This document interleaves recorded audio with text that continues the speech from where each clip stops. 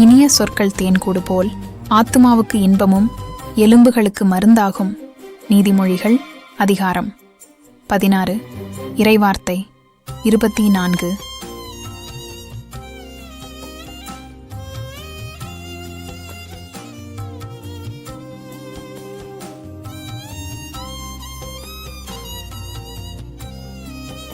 ஜெபம்.